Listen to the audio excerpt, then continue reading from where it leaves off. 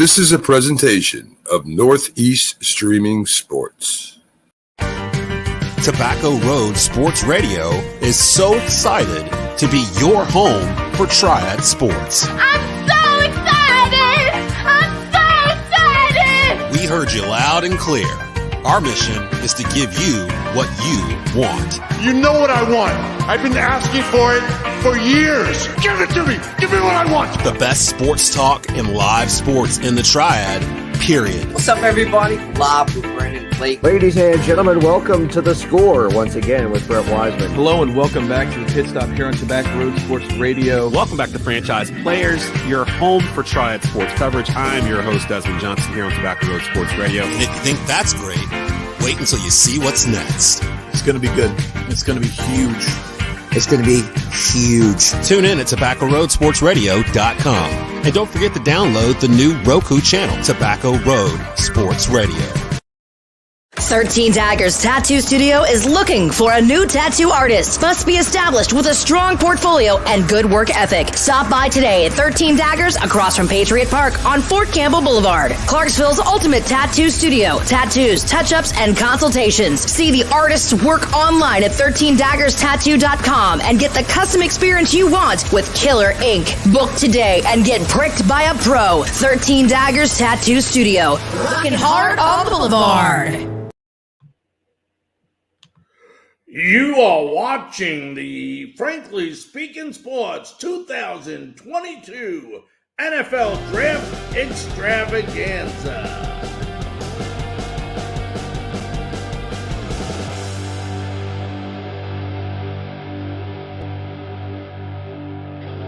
Ladies and gentlemen, welcome to another episode of Frankly Speaking Sports, and tonight it's a special night. Tonight, it's the Frankly Speaking Sports 2022 NFL Draft Extravaganza. And boy, do we have a loaded 2-hour special for you tonight. We have guests from everywhere. We have an actual part of the show tonight. We're going to let you go ahead and intervene, interact, leave messages, leave comments, leave questions for us to answer, and we'll get to them. And we'll go ahead and we'll place them on the air as well. Want to thank everybody on Roku TV on the Northeast Streaming Sports channel for tuning in tonight. Everybody on Facebook, on LinkedIn, on YouTube, on Twitter, Northeast Streaming Sports, Sports Wire Radio. There's so many, many more. We'll be on Spotify tomorrow, and of course, we'll be on iHeart as well as TobaccoRoadSportsRadio.com. All of you, thank you so very, very much for tuning in. We have a show that will not disappoint you tonight. In about 8 minutes from now, we're going to have the director of player personnel for Beyond Sports Network, Jay Wilson, joining us.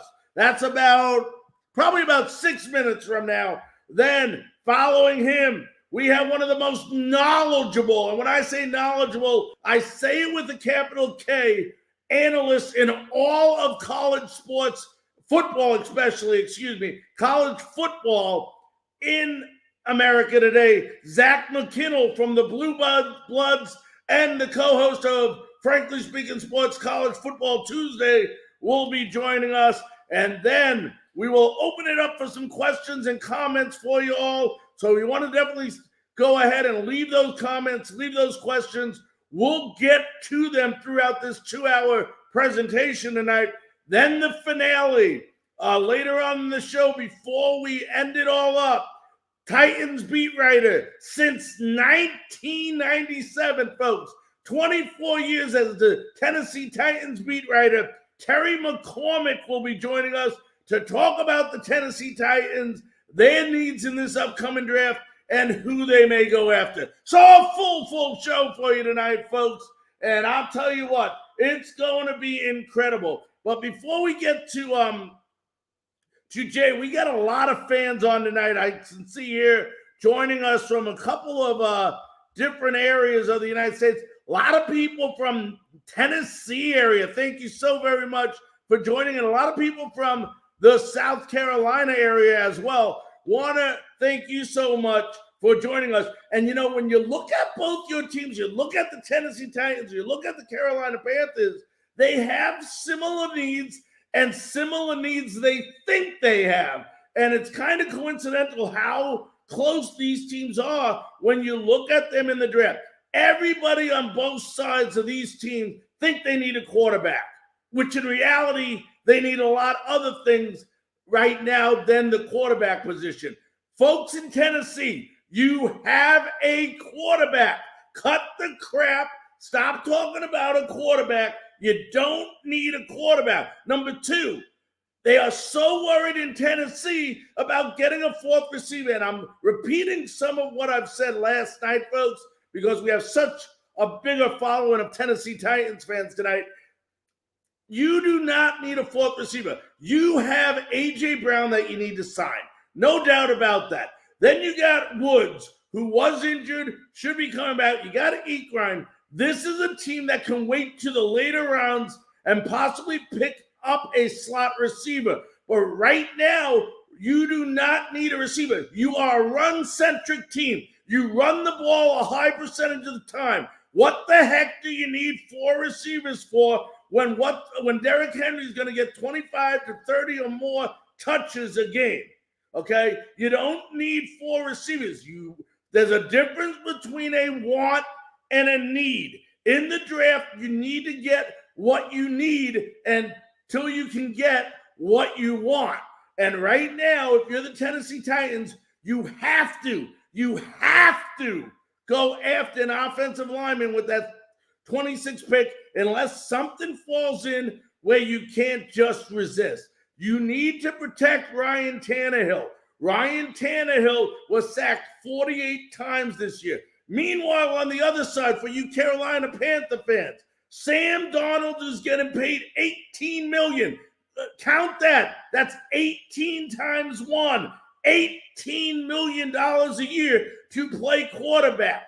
Okay, this is not the best quarterback class ever right now. Actually, it's not even close. Next year is a much better one. But before you go ahead and get the right quarterback in place on that team, find out if Sam Darnold is not the right guy by getting him the necessary interior lineman that he needs to be protected. You look at the 3 games he started at the beginning of the year last year, the offensive line held their own, probably because a lot of those teams were not very good up front on defense, but he showed you what he could do when you give him protection. When that fell apart, so did Sam Darnold. You have to give the guy a chance. Everywhere Sam Darnold's been, Carolina Panther fans, he's never, ever had an offensive line. So nobody knows what he's capable of doing. And both these teams, the Tennessee Titans and the Carolina Panthers, you have number 1 first-round quarterbacks, okay? Tannehill was a first-round quarterback. Darnold was a first-round quarterback. They are much better than what is currently out there in the market coming up tomorrow in the NFL draft. As coaches, as player development, it is your job to take these guys that you saw a couple of years ago that had something so special about them. That hasn't changed. That's still there. You need to bring that out of them and make these players the type of players that everybody thought they were going to be when they were drafted in the first round. Ladies and gentlemen, let's take a quick station break. When we come back, we're going to have Jay Wilson, Director of Player Personnel for Beyond Sports Network. We'll be back right after this message.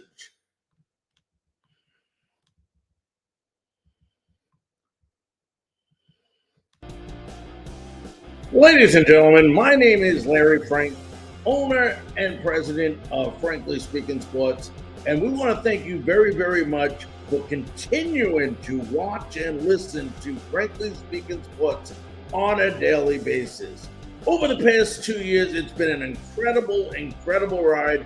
and we are growing at such a fast pace. Such a fast pace that now we are allowing businesses the opportunity to go ahead and advertise and sponsor our shows on a nightly basis. We have gotten huge. We are on so many different platforms. We are on Roku TV. We are now on Northeast Streaming Sports on Facebook. We are now on Frankly Speaking Sports on Facebook. We are on Twitter. We are on YouTube. We are on LinkedIn.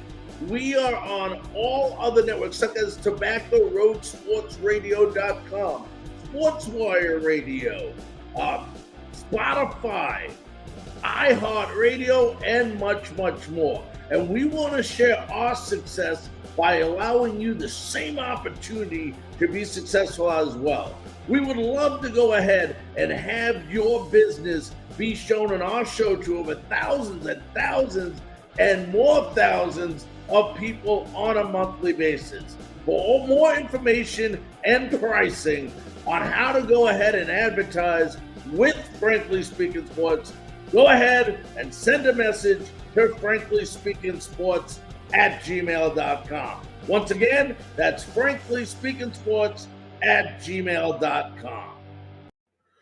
You are watching the Frankly Speaking Sports 2022 NFL Draft Extravaganza. Ladies and gentlemen, welcome back to Frankly Speaking Sports. I'm Larry Frank. Thank you so very, very much for joining us today. It is a pleasure to have you behind me. You see the skyline of Las Vegas, where it all happens tomorrow, baby. In Las Vegas, the 2022 draft. It's where everybody's mock draft, we find out, was really a mockery because none of them are going to come true. We all know that, but it's still fun to go ahead and do it. But, you know, it's exciting for the teams. It's exciting to see who our teams really do get tomorrow. And we're going to kick it off tonight with one of our guests tonight, Director of Player Personnel for Beyond Sports Network. Let's go ahead and welcome in Jay Wilson. Jay, how you doing, buddy? I'm doing well, Larry. How you doing? I'm doing good, sir. Let me just put a couple things up here, Jay. Get your name up there. There we go. Now I got it. I'm going to do a couple quick things here. Stay with me a minute. As we get, there we go. We got the NFL Draft logo up. We're ready to go. Jay, thanks so much for taking time out of your schedule to go ahead and come on Frankly Speaking Sports and talk to us tonight. I really, really do appreciate it. Not a problem, Larry. Okay, good. Hey, let me ask you this. I'm looking at it, and it says you view and assess film for college-level seniors advancing to the pro levels. For all our listeners out there throughout the United States and in other countries that are listening tonight, explain exactly what you do for these players. Well, Beyond Sports Network and National Scouting Combine, this will be our 12th year coming up. And what we've done is we set up a program for the smaller school players, FCS, small FBS schools, Division II, Division III, guys that don't get a chance. They don't play every Saturday on TV like everybody else. And, you know, might not know who they are, but some of these guys can play. Our CEO, Jimmy Kibble, was fortunate enough to be invited to the NFL Combine back in 2000. And he put this together to help the players, to give them that same kind of experience. And we hope to get them signed in all the pro leagues across the world. We have guys that have gone to Europe. A lot of guys play indoor football. We have several guys going up to the CFL this year. Last year we had a guy signed with the Bears.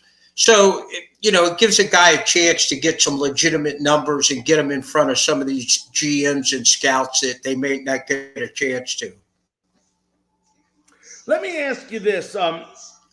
When you're looking at an athlete, you're assessing an athlete, looking at film or watching them live or doing both, What is it? I mean, obviously, some of it requires what their position is, but what are some of the main things, Jay, that you look for in a football player? Well, first off, I look to see how fluid they are on the football field. Across the board, if you don't have fluid hips and good footwork, it doesn't matter what position you play, you're not going to do very well at it. It's a major factor for cornerback, safeties, even at the quarterback position. If you don't have good footwork, good solid base, you're not going to make good solid throws. It just doesn't happen. The next thing I look at is do they have that intangible? Do they have the ability to be coached at a higher level and progress? Because what you'll find is there's some players in this year's draft that are pro ready, but they have no upside. A lot of GMs are saying they're not going to get any better than what they are right now, but they're pro ready. So you got to look at that aspect of it. It's hard when you start looking at players.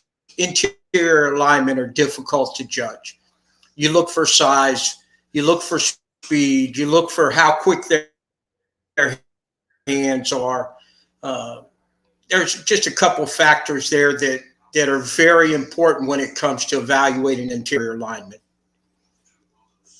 Let me ask you this, Jay. When you're looking at players, you got that physical aspect of a player. Then you got what I call, some people might call it mental aspect. Some might call it emotional aspect. How they react to certain situations from an attitude basis. How do you judge people at that? Because I know that's important to a lot of, especially in the NFL and the CFL, on how they're going to react emotionally to certain situations, or maybe adversity is a better way to say it. Yeah, that's a big factor because let's take the quarterback position. If you have a young man goes out there and he throws a pick in the first 10 passes he throws, you want to see how he reacts to it. Is he walking off the field with his head down? Is he not wanting to talk to anybody? That's not a good situation to be in. In this sport, you have to have a short memory. I was a former pro kicker. You have to have a real story when something goes wrong. You contemplate what happened for about 1 minute, and then you let it go and you go on to the next thing. And what you want to see out of these players is you want to see those guys that are able to do that.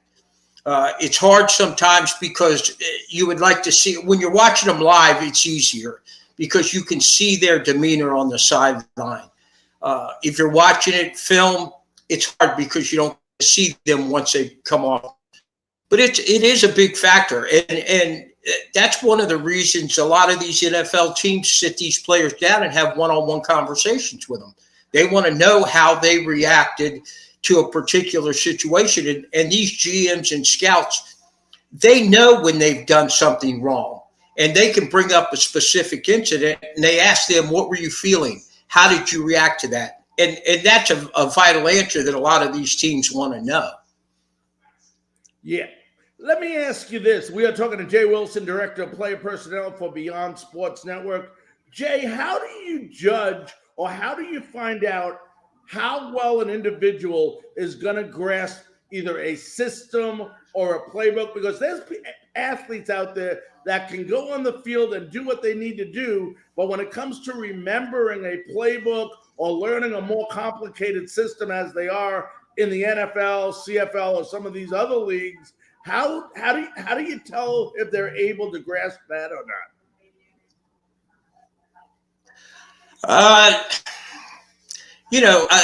A lot of teams, teams still put a lot of weight on the Wonderlic test. And as far as I'm concerned, it's one of those things. It's old. Everybody still uses it. But you have to be able to determine if the player has that intangible ability, the ability to pick up the playbook.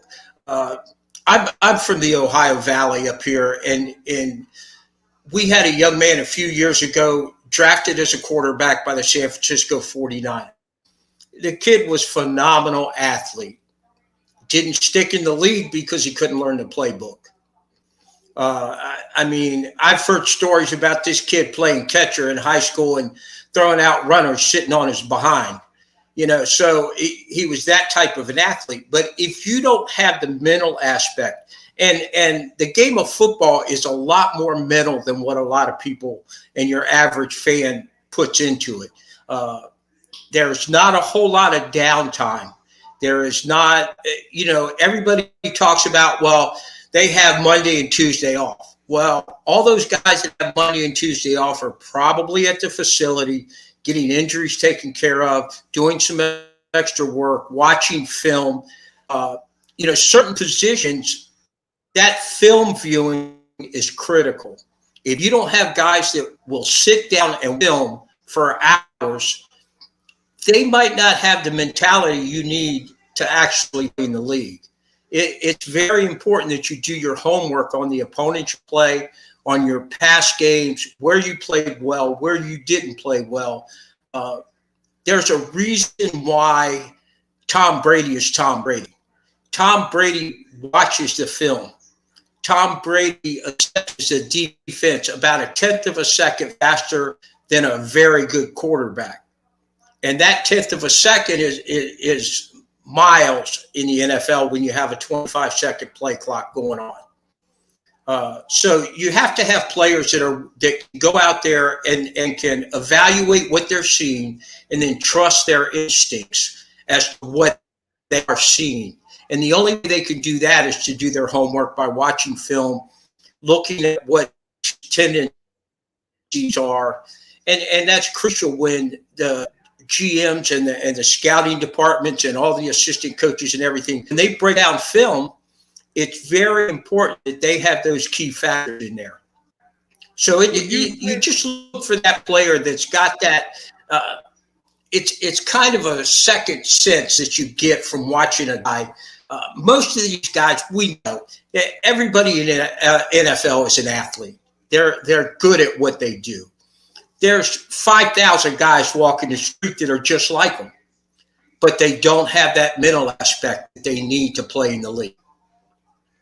Jay, how much or what percent do you think of classroom is important compared to how much preparation on the actual field before a game?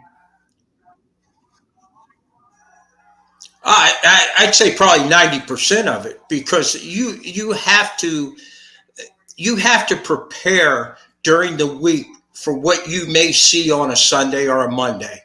If you're not prepared, you're going to struggle the whole time, because the game is so quick that you don't have time to sit there and analyze everything. You have to pick a couple of key factors and base your instincts off of what you're seeing with those key factors. If you're not able to do that, the game is just too quick for you. You're not going to be able to handle it. I've seen guys go from college to pro, whether it's indoor league, whether it's Europe, whether it's anything else. That next step up is a major step, and the speed of the game increases greatly once you take that step up. And it doesn't matter. It can be the lowest indoor league that is out there, or it can be the NFL. It's a much bigger step than going from high school to college.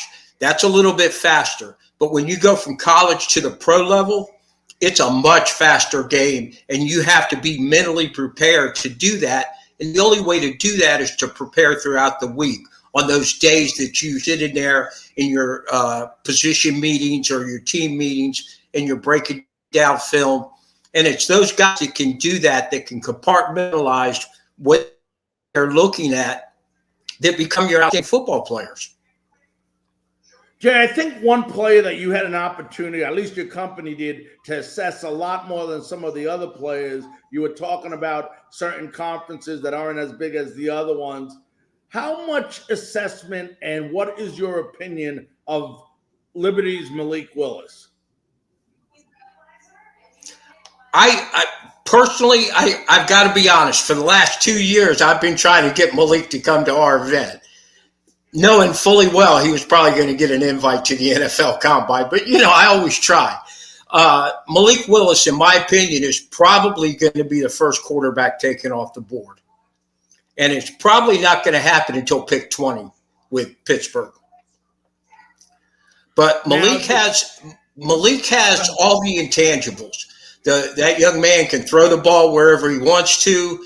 He's very mobile. I think Pittsburgh would be a perfect fit for him because it would allow him the opportunity to learn a little bit. No matter what people want to say about Mitchell Trubisky, Mitchell's a professional quarterback, and it would do Malik Willis a lot of good to sit behind Mitchell Trubisky and learn the game of football from a professional quarterback. Well, Jay, I'm one of those believers, and I've been preaching this for years, that I believe all quarterbacks that transition from the college level to the NFL should sit for a year and learn the game and watch the speed and study some of the things that are going on the field before they actually get onto the field. I know there's times when that can't be done, but in a lot of those, not everybody's a Joey Burrows and just comes out there, or Mac Jones. And what is your thoughts? Obviously it's better, but should they make these guys sit for a year before playing?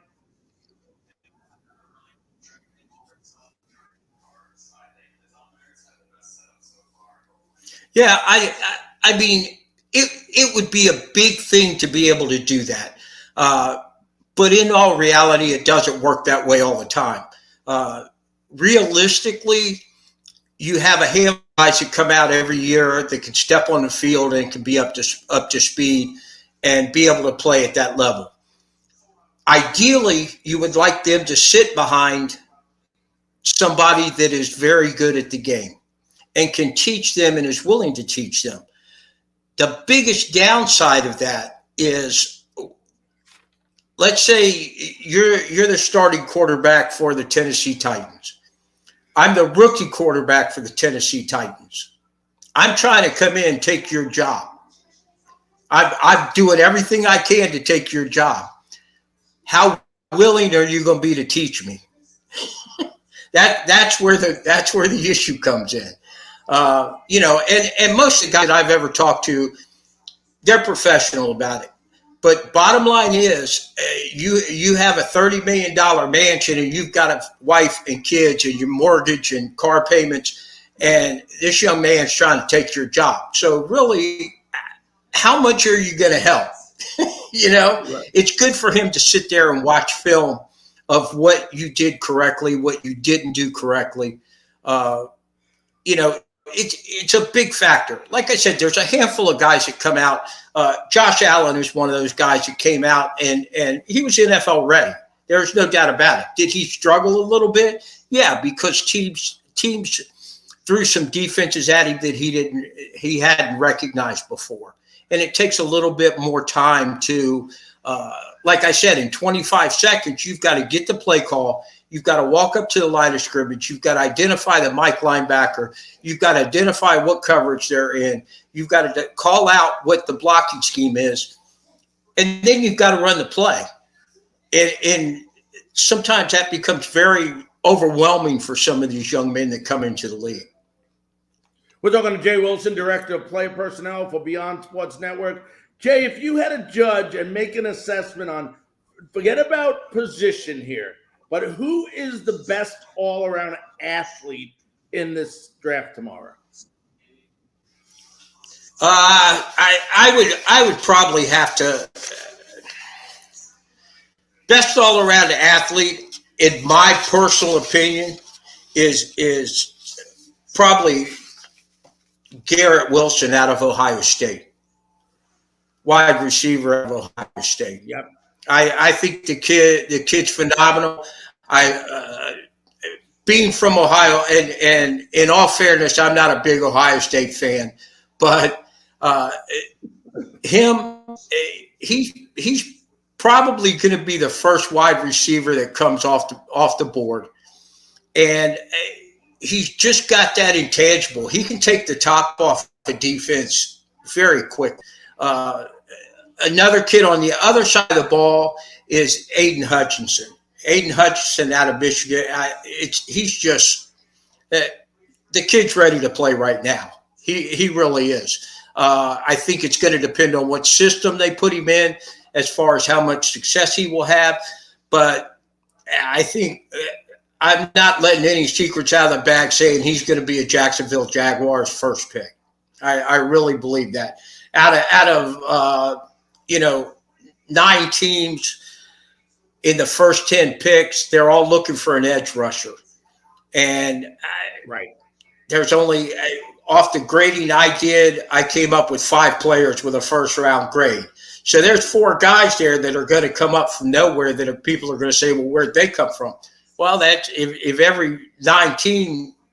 all 9 teams take an edge rusher, they got to find them somewhere. I just don't.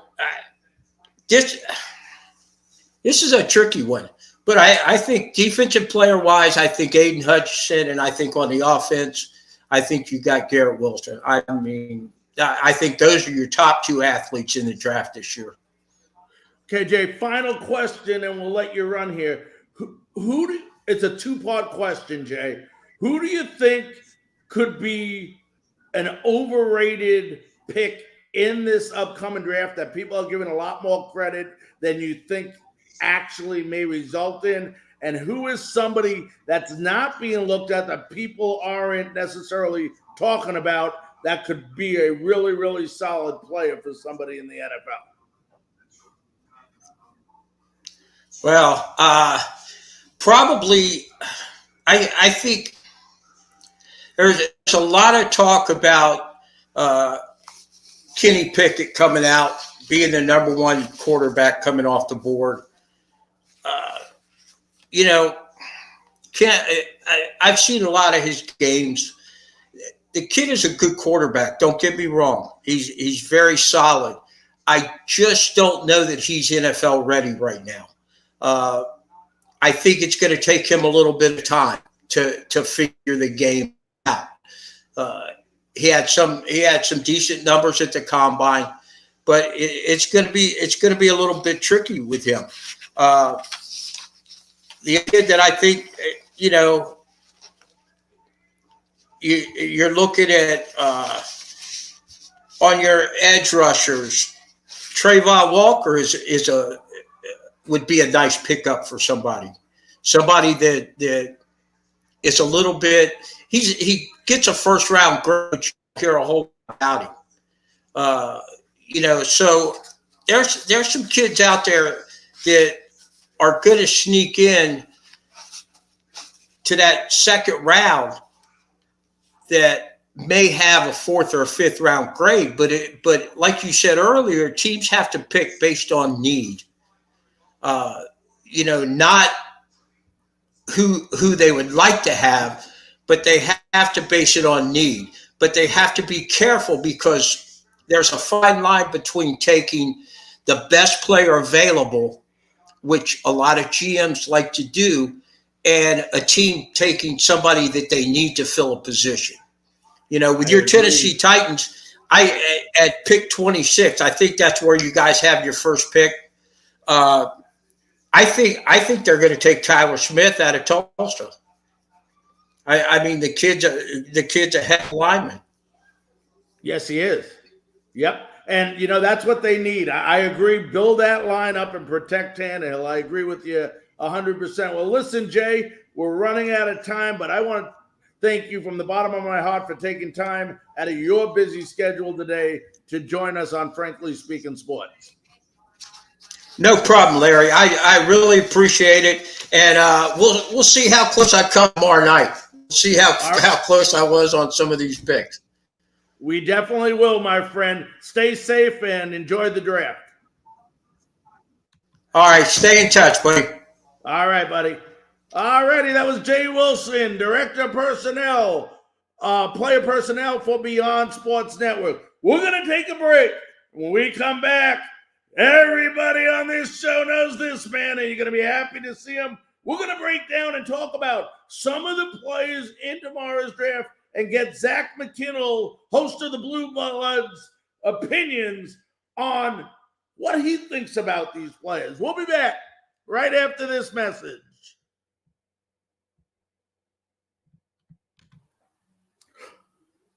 Ladies and gentlemen, this is Larry Frank from Frankly Speaking Sports, coming to you live from Hopkinsville, Kentucky.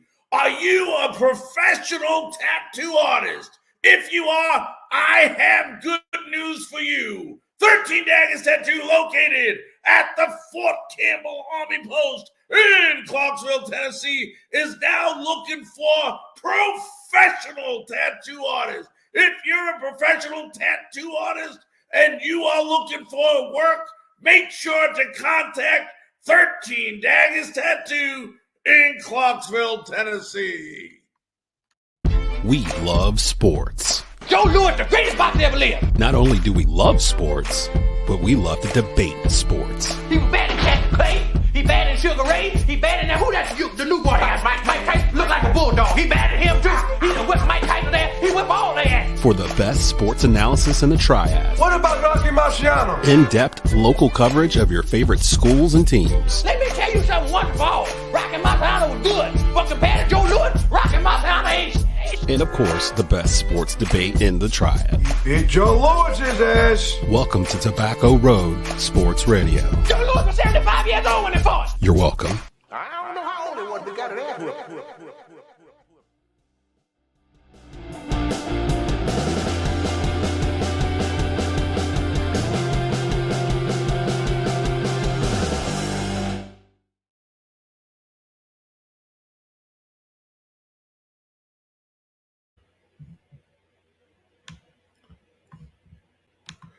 You are watching the Frankly Speaking Sports 2022 NFL Draft Extravaganza.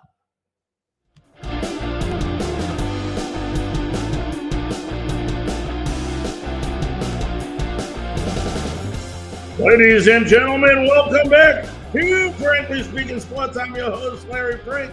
Want to remind everyone that's on different platforms, please feel free to leave a comment, question, thought, and we'll go ahead and we'll get it right on the air for you. That's what we're here for. We want this show to be your show. So go ahead. Doesn't matter what platform you're on. Hit that comment section and go ahead and leave a comment. Ladies and gentlemen, it is now my great honor, thrill, and pleasure to introduce to you. And, I talk about this guy a lot. He's been on Frankly Speaking Sports, co-hosting College Football Tuesday for me. And when I say this, folks, you folks know I don't say things I don't mean. I am straight to the point, and I honestly believe that this guy has more knowledge than anybody that I have had on this show or I've spoken to when it comes to analyzing college football and college football players. Why somebody hasn't picked this guy up on a network yet is besides me, but I am damn happy to have him joining us tonight here on Frankly Speaking Sports. Let's welcome in the host of the Blue Bloods, Zach McKinnell. Zach, how you doing tonight, buddy? Good, man. Good to be back on the show, man. I appreciate you having me. Hey, I appreciate you coming on. Let me ask you this. 2022 draft, something feels completely different about this than previous years. Not sure what it is, but what is the thing when the draft comes up? You follow college football, you follow a lot of these players, some of them for 4 years. Talk about what's the most exciting part for you when the draft gets here. For me, being a college football analyst, like the biggest thing for me is that the players finally get the shine that they deserve, especially some of the overlooked players, because you got 250 some odd picks in the draft, and then you're going to hear stories about guys like Joshua Williams from Fayetteville State, who dominated the Senior Bowl and is probably going to be a top probably around that fourth round pick out of the D2 level, you hear about guys like a Trevor Penning from Northern Iowa, who's probably going to go in the first round come the NFL draft. Even someone I believe his name's Jason Poe out of Mercer, who used to be a fullback and converted to guard and runs like a 4.6. And I mean, he's just a hyper athlete, will probably go in day 3. And so for me, being a college football guy who covers all levels, it's exciting to see other fans and analysts finally get excited about some of these players that, I've got to cover at all different levels, and fans just kind of didn't know they were around. And now people are looking at Christian Watson and Trevor Penning and Cole Strange and Marquise Bell, and the list goes on about players that they just completely overlooked. So that's probably the biggest thing for me, is finally getting to see some of these players get the shine that they deserve.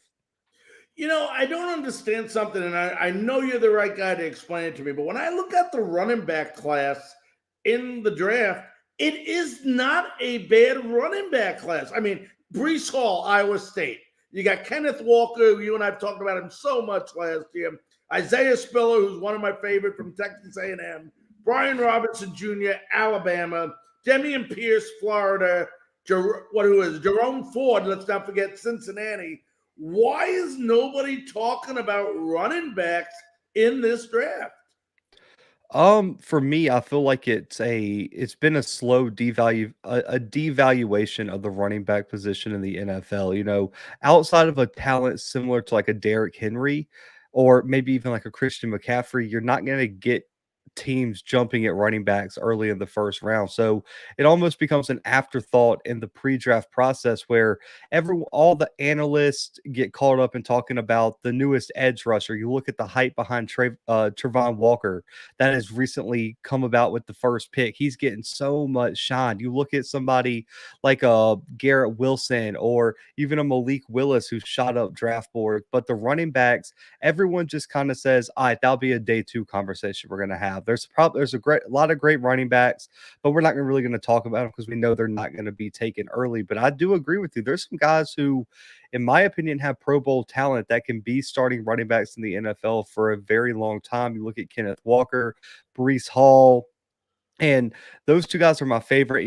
That as Spiller out of A&M, you mentioned Brian Robinson. We'll see what he has. But for me, when you look at the top 2 and Kenneth Walker and Brees Hall, I mean, I would get very excited if I had to, when the Dolphins, I'm a Dolphins fan, when we had pick 29 or 30, whatever it was before we traded, like I wouldn't have minded us taking a running back in the late first round, because that's a huge need for us. I know we just signed Raheem Mostert, but we don't have an every down type of back. I don't think Myles Gaskin is the answer. So they get overlooked in the process, man, just because the position's devalued. And it's almost like when you're ranking the positions, running back may be the least important position right above kicker and punter in the NFL draft. And I think that's why these running backs are probably not being talked about as much as you would expect. Boy, times have changed. I'll tell you that much. I look at this draft and I look at different things going on in this draft, and let's talk about, we got different positions to talk about here, but when you look at this draft, how much has Malik Willis opened up the door or opened up the avenue, whatever you want to word it, for other players in other non-Power 5 conferences, or even Cincinnati and what they've done with Desmond Ridder, to some of these other schools other than Power 5 schools? I don't even know if it started with Malik Willis. I mean, you look back, North Dakota State at the FCS level has had 2 quarterbacks go in the first round in the past 5-6 years, whatever. Well, I don't remember what year Carson Wentz came out, but they just had Trey Lance go number 3. And then you look at BYU, just had Zach Wilson go number 2 last year. So for me, I don't know if it started with Malik. I think he's just continuing a shift in the way that scouts, fans, media talk about FCS or Group of 5 players. But I think it started. It's hard to pinpoint exactly when, but over these past few years, there has been FCS Group of 5 players consistently in the top. You even look at a Khalil Mack out of Buffalo. I mean, nobody knew who Khalil Mack was unless you were a diehard college football fan, and we saw the type of talent that he ended up becoming, for the Bears and all the teams that he's played for. But I don't know if Malik Willis started it, man. I just think when I look at Malik Willis or Desmond Ritter, they're just continuing the tradition of Group of Five and FCS players exceeding expectations for average fans. Because if you're a college football analyst, I don't think it surprises anybody how good Malik Willis is performing in camps. I don't think you're shocked at how high some teams are rating Desmond Ritter because we've seen him do it for 3 years at Cincinnati. Same for Trey Lance coming out of North Dakota State last year. I mean, if you followed these guys, it's not surprising. But for me, I think it's continuing a tradition of shocking fans who just didn't do enough research on some of these guys coming out of college. But can you really, and you would know better than anyone, can you really go ahead and judge Malik Willis like some of these Power 5 quarterbacks? And my reason why I'm asking you this is it's tough enough for a Power 5 school quarterback to come out and learn and acclimate themselves to the speed of the game in the NFL. Then you have Malik Willis, who really didn't play Power 5 school. He didn't play Power 5 schools. Is he or could he have a tougher time with the speed of the game because he's missing that Power 5 experience? I wouldn't say so. I mean, he spent some years at Auburn and got to go up against some of those guys. And then Liberty being a FBS independent, they played a lot of Power 5 teams. I mean, they played NC State, I believe, Virginia Tech. I mean, they played like a host of ACC teams because that's how they filled out their schedule, being an FCS independent over there where they're located. So I don't know if you could say that, because for me, when you look at the differences between, let's say, Power 5 Power 5 Group of 5 FCS football, the difference really isn't in the athletes. I feel like when you look at the wide receiver, corner positions, even running backs, the difference isn't there. It's really the depth in O-line and D-line that they have at that level. So you can look at it as, okay, he didn't go up against the talent that Kenny Pickett might have, or even, let's take it to next year, Bryce Young or CJ Stroud. But at the same time, you look at it, he wasn't throwing to Jamison Williams. He wasn't throwing to John Mechie. He didn't have an offensive line of 5 stars blocking for him. He didn't have a defense on the other side of the ball that was only allowing 9 points a game, similar to what a Stetson Bennett had. So as much as, yes, he might not have been playing, all these Power 5 teams, he also didn't have the help that some of these guys have. And I think in the draft process, you have to rely on your eyes of understanding fundamentals, what you're looking for, footwork, release, decision making, athleticism, all this kind of stuff should play more of a role rather than who they're playing. Because I think you see, even with the Power 5 guys, sometimes their problems get masked by the people they play with, because throwing it up to a Jamison Williams is a lot different than throwing up to the wide receivers that they had at Liberty. Who's one quarterback, Zach, that people are overlooking or could surprise a lot of people in the NFL?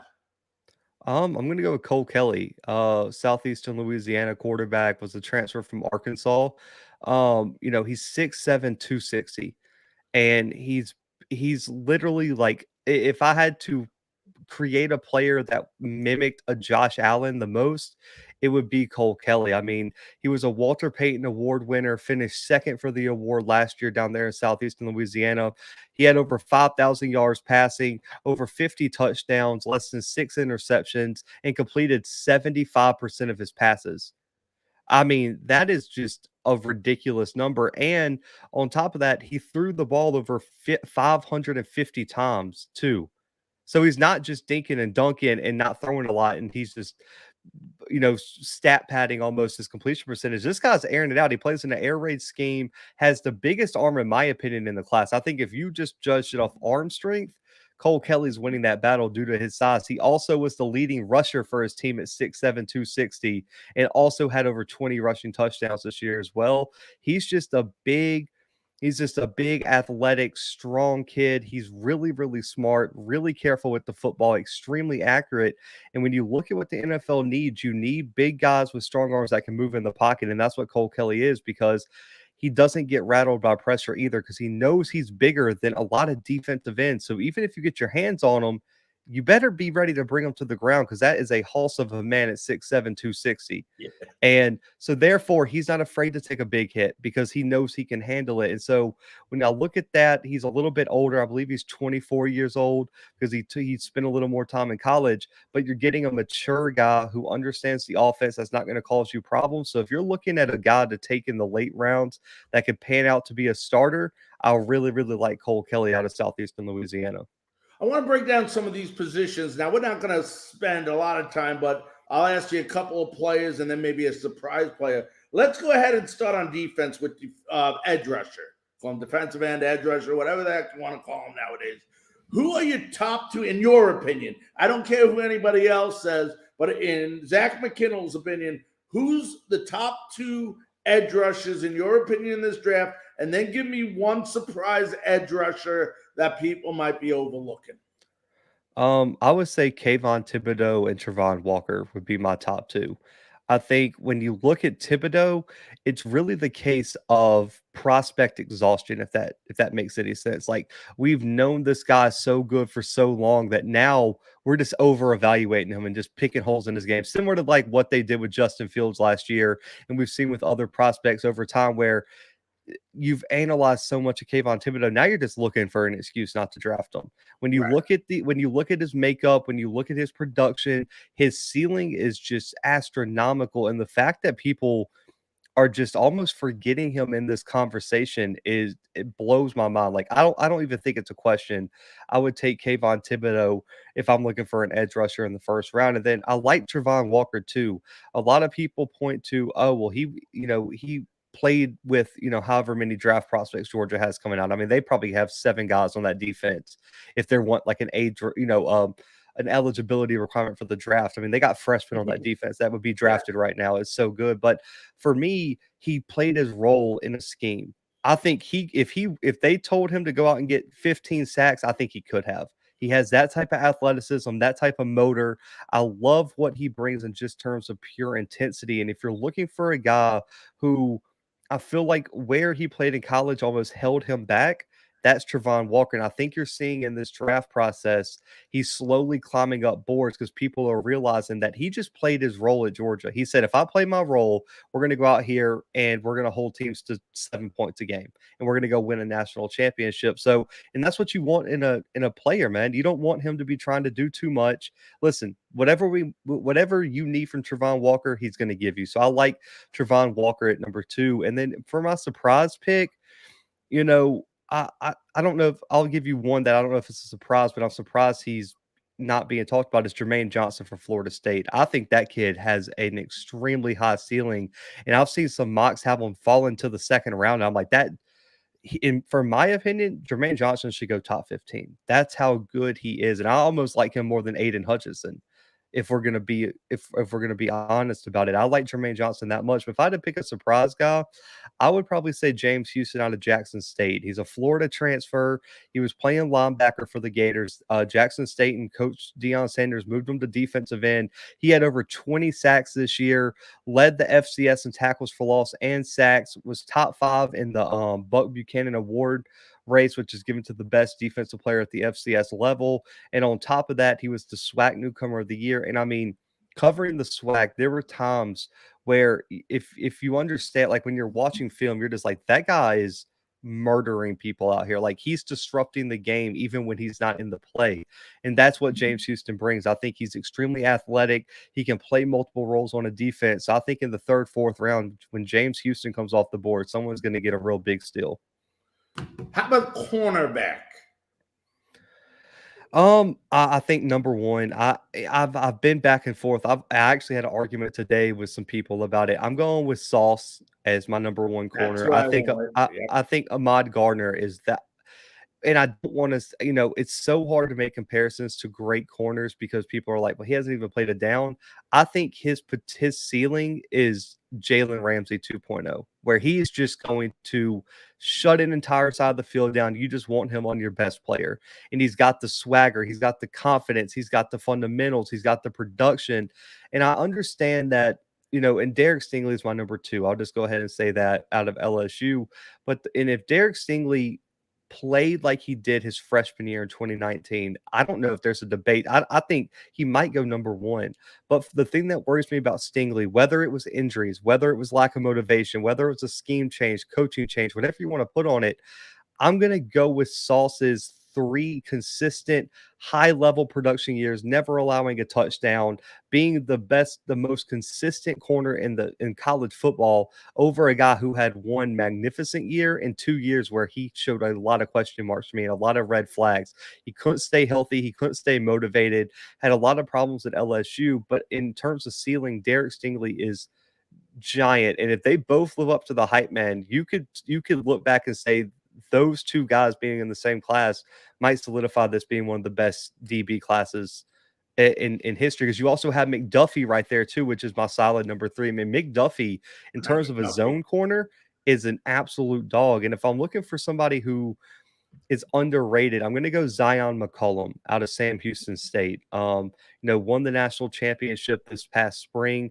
and he tore up the combine, man. I mean, he was the highest rated combine athletic score there. I mean, he had I believe he had the fastest 40, the best 3-cone, the best vert, the best broad jump, and he just set the world on fire. And he's so long, so athletic, was one of the leaders for Sam Houston State. And for me, I think when I look at Zion McCollum, if he goes 3rd, 4th round, you might have got a top 3 corner late in the draft. And then also I want to say Roger McCreary too, man.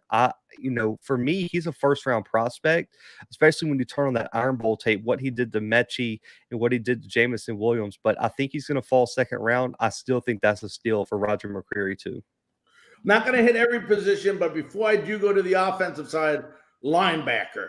I mean, linebacker, another big position. You got Kobe Dean out there.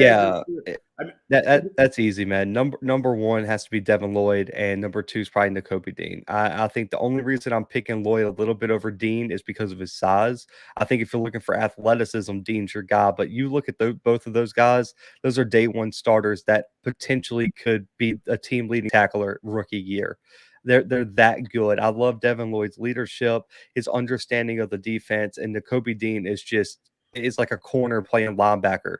And he's just a pit bull type mentality where he's going to go find the football and he's going to bring the boom when he gets there. And also he plays very well in pass coverage as well. So I love both of those guys. And for underrated, I feel like Troy Anderson from Montana State is my guy there. He ran a 4.4 at 6'4", 250 pounds. And that's a guy too. His backstory is so unique, man. So his freshman year, he came into Montana State as their starting running back, was a 1st-team All-American, had 20 rushing touchdowns, rushed for over 1,000 yards as a running back. The next year, he played quarterback and running back, was a 1st-team All-American at quarterback for Montana State. Then his junior year moves to linebacker. And this past year, he was 2nd place in the Buck Buchanan, had 150-plus tackles, and was one of the best linebackers in the FCS level. Troy Anderson is a game changer, and I would love to see him in like a Belichick scheme, but we'll kind of see how that falls. But that would be my underrated linebacker prospect. Yeah, I would like to see Dean over there in New England. I think Belichick would love him. I said one more, but I did want to hit on the safeties because one of my favorite plays in college football, Kyle Hamilton, safety, should go high. I actually, and I know people think I'm crazy, and once again, you and I both know nobody's mock draft is ever correct. So it's like the NCAA tournament when you do the brackets. But I think the Lions should go after him at number 2 because they need a safety, and quarterbacks will be available later on in this draft. Talk about Kyle Hamilton and the safety class. The safety class I feel like isn't as top heavy as a lot of people think. I'm not 100% sold on Kyle Hamilton. I do question him in open space, and that's a big concern for a safety. If I can't trust you in open space, like that's a major red flag. But in terms of tackling, leadership, playing the ball well, like tracking the ball, he has all that. But for me, sometimes he just gets lost in space, man, and it brings me a lot of concern. And I don't think, when I look at it, I don't see him having as much of an impact as like a Jamal Adams or someone like that you would draft in the top 5. For me, Kyle Hamilton's only going up in the top 5 is because the safety class behind him has so many question marks. I really do question the ceiling of Kyle Hamilton. Now he could work out, but for me, I have more concerns than I do the other top 10 prospects on like my big board. Like I have no questions about Thibodeau, Trevon Walker, whoever you want to put up there. But for me, Kyle Hamilton, man, if I'm a team in the top 10, I'm not taking my chances on him.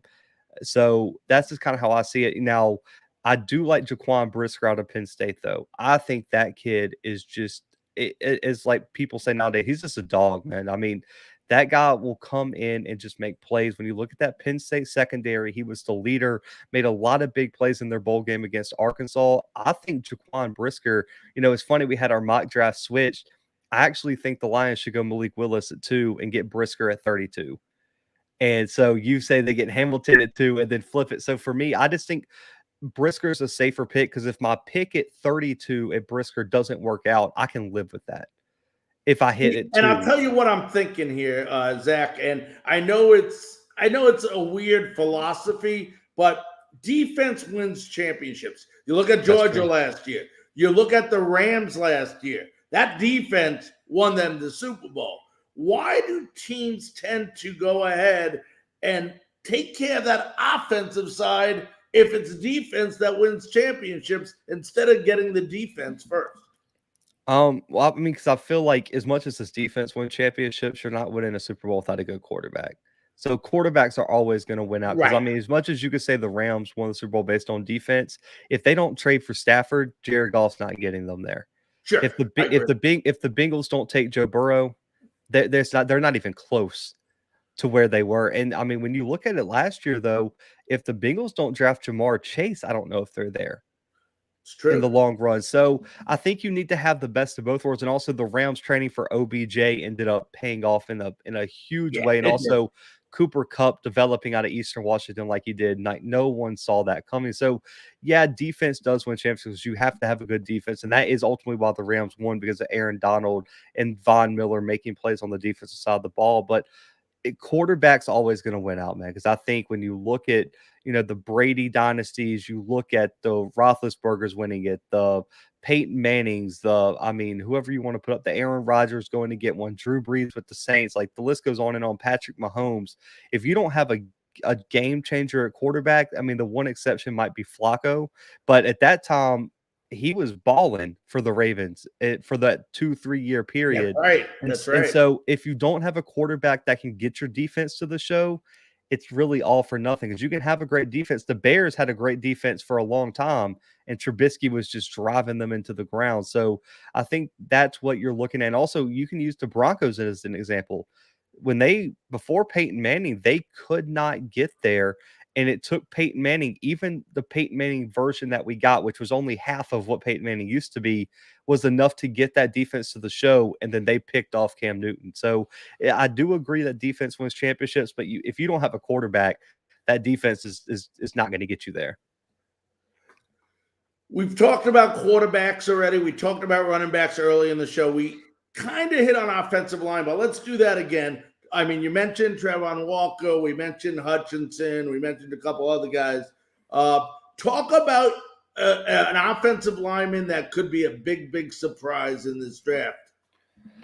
I mean, I don't know if it's a surprise at first. I'll do him, and then I'll do like a real surprise. But I really like Trevor Penning out of Northern Iowa in that first round. I know a lot of people are picking him apart for some reasons, and it's probably because he played at the FCS level. But when you're looking for a guy who has the aggression, the strength, the confidence, the mean streak, I mean, he just has it all. Like, yes, he threw one guy into Desmond Ridder at the Senior Bowl because he was too aggressive. Like, I got you. But if you watch his film, he's just a mauler. Like, he will destroy the people in front of him. And when you look at Northern Iowa in the first place, they have a history of this. Spencer Brown went, second round last year to the Bills and was arguably their best offensive lineman this past year, which was teammates for Penning. So I really like Penning. But if you're looking for another offensive lineman in the later rounds,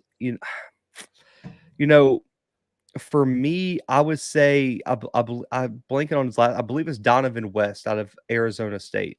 He's a center, probably going to go about third round. I just think when you look at him, his consistency, his ability to be a leader of an offensive line, which is what the center has to be, his knowledge of the game really separates him. So I think if you're looking for a sleeper, man, Donovan West at about the second, third, fourth round out of Arizona State at that center spot would be somebody who I really like on the offensive line. I love talking about wide receivers because there's always a wide receiver that goes in the fourth or fifth round and ends up being an unbelievable slot receiver in the NFL. First, talk about the two that you like the best. I'm sure Leve, or however you pronounce his name, is in there. But talk also about that one guy that could be that surprise slot receiver. I mean, if it's based on my rankings, I still like Jamison Williams number one. Even with the injury. Yes, even with the injury. He's going to overcome it. Listen, ACL stuff does not affect athletes like it used to. I mean, we saw George Pickens come back in like 5 months and play after he like just ruptured his ACL. And so I think he's going to be fine. He doesn't have a history of injury. When you look at what he offered Bama and how that step he took from when you saw him at Ohio State to the step he took when he was at Bama, man, it's just different. I think he's that game-changing receiver. I mean, I think he has the potential to make an immediate impact like a Jamar Chase, like a Justin Jefferson. That's what I see when I watch Jamison Williams. And if I'm going number two, I know people have said I'm crazy. I like Christian Watson, man, out of North Dakota State as my my number two wide receiver. I mean, he's a first-round guy for me. I mean, when you're 6'4", 215, and can run a 4.3, I mean, it's unbelievable, man. And I did an interview earlier tonight that hasn't dropped yet with a guy named Benny Sapp out of Northern Iowa. He's a safety. He said it's like playing Tyreek Hill if Tyreek Hill was like 6'4". He said there was a play where they called it out. They said he read the play to me on the interview and said we were yelling it, and he was just too fast and too good for us to stop it. Like there was just nothing we can do. And when you look, he's a great blocker because he played in a run-first system. He can play the slot. He can play outside. He even played running back at times for North Dakota State just to get on the ball. He does it all and was an All-American punt and kick returner for North Dakota State too. I just think he is that guy, and he is going to be one of the best wide receivers in this class. And for a sleeper, I really, really like Jalen Tolbert out of South Alabama as a mid-round guy who's probably going to get a little bit overlooked. He played down in Mobile, Alabama for the Jaguars, man, and he just – when I watch his film, and I got to see him play in person once or twice, it's when you watch the game, you're like, that's the guy. Like, that's the guy everyone on the sidelines knows is going to change the game. And he is great at high pointing the ball. His route running is spectacular. He doesn't drop passes. He's just that consistent guy where you're like, okay, I need a play. Where's Jalen Tolbert at? And because he played at a small school like South Alabama, I think he's being a bit overlooked.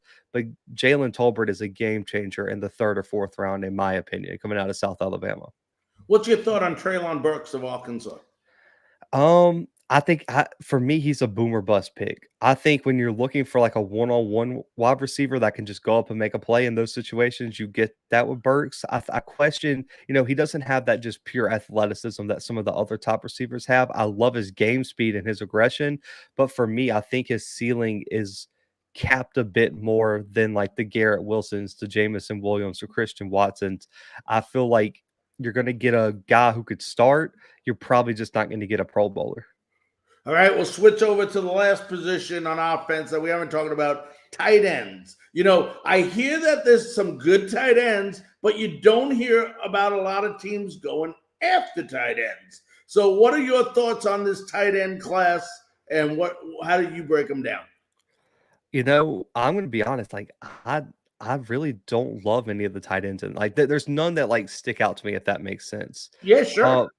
For me, like, I mean, just us talking, like, I'm the college football guy. Like, there's nobody who I would identify as like a top tight. Like, there shouldn't be a tight end taken to like the fourth or fifth round, in my opinion. And this year, we don't have even last year, like a Brevin Jordan coming out of Miami, he went really late, but a lot of people loved his athleticism. We don't have a TJ Hawkinson. We don't have anyone like that where you're like, game changer, or Noah Fant like we saw a few years ago at the Broncos. That's right. There's nobody in this class, man. I don't see a game changing tight end, in my opinion, that I would take a flyer on. I think there's a few coming out next year when you look at like a Reek Gilbert, or Eric Gilbert or someone like that. But for right now, man, I really don't love the tight end class. I agree with you. I think it's a weaker tight end class than we've seen in the past few seasons.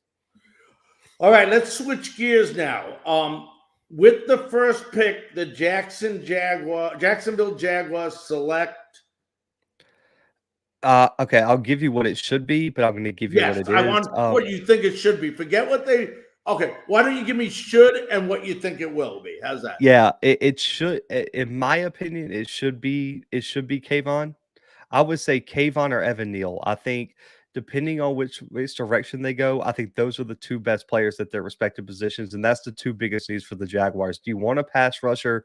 Go Kayvon Thibodeau. I think he has the highest ceiling in the class. But if you're looking to protect your asset in Trevor Lawrence that you got last year, established a run game with Etienne and James Robinson, get Neal. So when I look at Neal, we really didn't talk about him as much. He's a guy who I think, man, is a 15, 20-year starter with like 10, 15 Pro Bowls. I mean, that's how good and consistent I think Neal could be. So I would say Kayvon or Neal, depending on which way they lean. I would lean Kayvon just because of his upside, but I think it's going to be Travon Walker. Everybody, I don't know what he did, how he's convinced them. The Jaguars just seem to be in love with Travon Walker, so do not be surprised if Travon Walker is the first name off the board tomorrow night. Yeah, my mock draft, he fell down. I don't know why.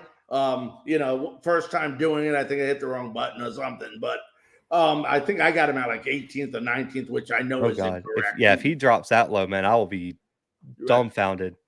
Right, and I'm learning how to use the simulator, and it didn't let me go back. But anyway. Is there anybody when you look at in this first round, Zach, that you say this guy would be a good fit for this team?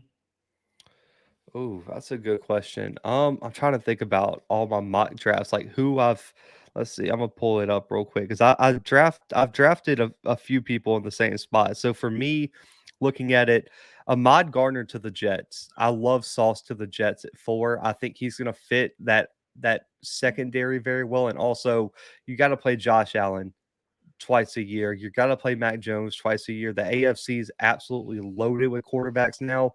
They need a corner really bad. And I love Sauce to the Jets on top of what already they have. Looking at it, man, I've drafted a lot of these. I really like Garrett Wilson to the Jets too at 10. I think that's a great fit too. I think they just need a guy who is going to be in every down wide receiver that they can just trust to be consistent, and that's what they get in Wilson. For me, also like Akeem to the Panthers. Awanu out of NC State. I love him to the Panthers. Will he at number 6? Yeah, I think he falls to 6. For me, I think that's who I have them picking as well, Aquanu. Yeah, because I got the Jags are probably going to go edge. I would imagine. I think the Lions, if they're going to go anywhere, they're either going to get the next edge rusher off the board, or they possibly could go quarterback or even Kyle Hamilton there. But I don't see them drafting an offensive lineman. The Texans are probably just going to draft the best player there, so they're probably going to get. That's what they need to do when they're like that. They need everything. I think the Jets are going to get Sauce. I think the Giants will go whatever's the best tackle there, whether that's Cross, Neal, or Icky. But I do think, to give you an idea of what I got, I picked Hutchinson to go first. I did pick Hamilton. You'll laugh at me. My number 3 pick is the only one that's different than you. I picked Stingley to go to Texans. I heard that's a possibility. So if I'm doing it based on realistic, I heard that is like the way they're leading is Stingley to the Texans. But the Jets, we're similar position, but I got Thibodeau going there. Yeah. For the Jets. And then at number 10, you said receiver, Watson. I put Olave, Chris Olave out of Ohio State there. So I got the same position, just a different player there. Yeah, and I mean, also later in the first round, I love Jordan Davis from Georgia going to the Ravens. They need a defensive tackle so bad, and I got the Cowboys getting him. Yeah, and so when you look at just his athleticism, his explosiveness, like just being that presence, they really need that at the defensive tackle spot, especially with Calais Campbell being, at I don't remember how old he's turning, like 34, 35. He's So up there now, yeah. yeah, and also for me, looking in like the way later rounds, you know, for me, I don't know if he'll drop there. I love Olave to the Patriots if they don't go linebacker because they have a bunch of big. They got a lot of N'Keal Harris that they're big, tall. They're going to establish their presence on the outside. They need an Olave that's just going to be that explosive threat. They can stick him in the slot. Mac Jones can use him, yeah. Yeah, and so I think he fits what they need at the wide receiver spot. He's a nice change of pace guy for their wide receiving core. My big surprise is at number 10. Everybody has Pittsburgh picking the first quarterback. I have the Seahawks taking Malik Willis. I like it. Also, if I've been mocking, I think the Lions are going to consider him. I really like the Malik Willis to the Falcons too. At 9, or it was 8 or 9. I forgot which one they pick at, but yeah, I like Malik Willis to the Falcons too because I believe he's from Atlanta too, and I think putting him in that offense with some of the weapons they have would be really big for Malik Willis.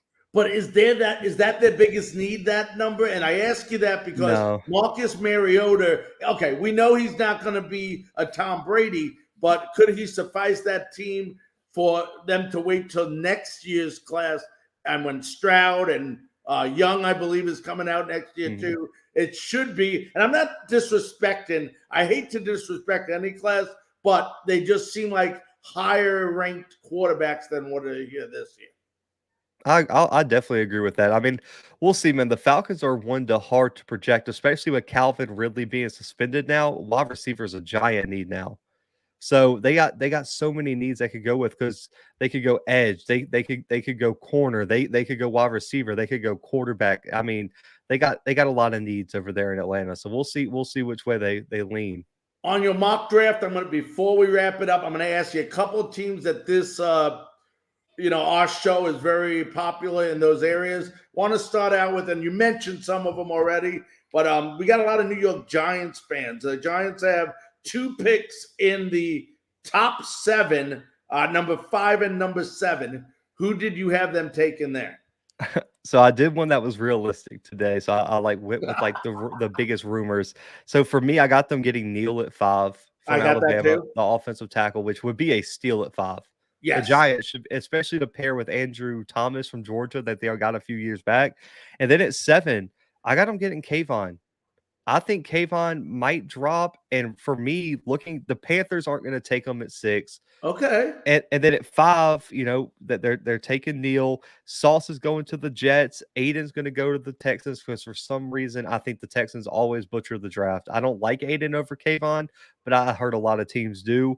Kyle Hamilton's going to the Lions, and Trayvon's going first. So I got Kayvon dropping to 7, man. So if they get Neal and Kayvon at 5 and 7, that's an A+++ draft for the Giants. See, I don't have Kayvon in mind available there. I think he goes earlier, and I believe he should go earlier. He should, right? In my opinion. Doubt.